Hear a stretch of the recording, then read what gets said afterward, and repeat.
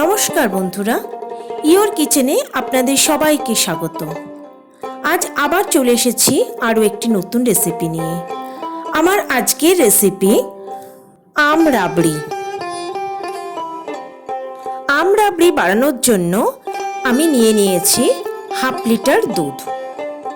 দুধটাকে আমি খুব ভালো করে ফুটিয়ে নেব। দুধ ফুটে উঠেছে।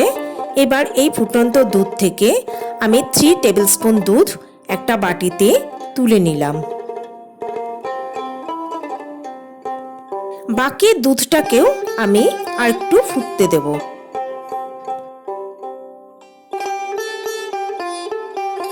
এবার আমি নিয়ে নেব 2 পিস পাউরুটি। ছোট সাইজের পাউরুটি নিয়েছি আর সাইডের ব্রাউন অংশটা আমি কেটে বাদ দিয়ে দিয়েছি। পাউরুটিটাকে আমি ছোট ছোট টুকরো করে একটা বোলের মধ্যে নিয়ে নিলাম। এবার এর মধ্যে দিয়ে দেব তুলে রাখা গরম দুধটা। এবার দুধ আর পাউরুটির একটা পেস্ট আমি তৈরি করে নেব।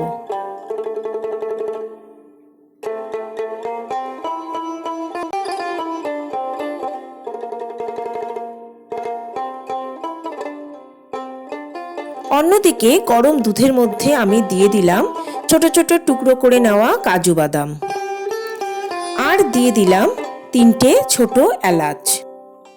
সবকিছুকে দুধের সঙ্গে একবার মিশিয়ে দিয়ে এটাকে হাই ফ্লেমে আরও 1 মিনিট ফুটিয়ে নেব।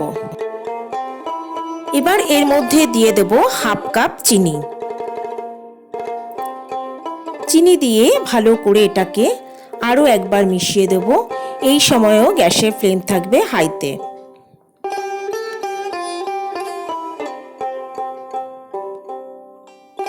দু মিনিট দুধটাকে ফুটিয়ে নেওয়ার পর এর মধ্যে দিয়ে দিলাম পাউরুটির পেস্টটা। এটাকে ভালো করে নেড়ে দুধের সঙ্গে মিশিয়ে দিতে হবে। এই সময় গ্যাসের ফ্লেম থাকবে মিডিয়ামে।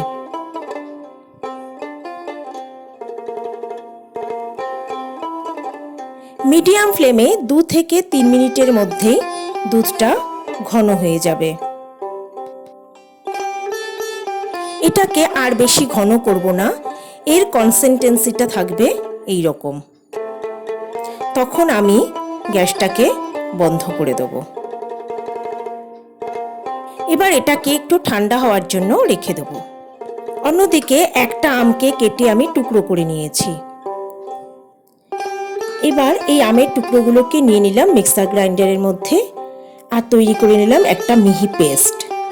এবার এই পেস্টটাকে আমি দিয়ে দিলাম রাবড়ির মধ্যে আর খুব ভালো করে এটাকে আমি দুধের সঙ্গে বা রাবড়ির সঙ্গে মিক্স করে দেব।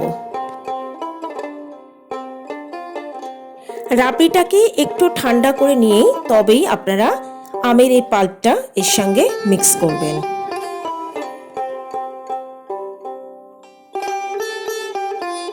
সবকিছুকে ভালো করে মিশিয়ে দিয়ে এবার এটা আমি একটি সার্ভিং বোলের মধ্যে নিয়ে নেব।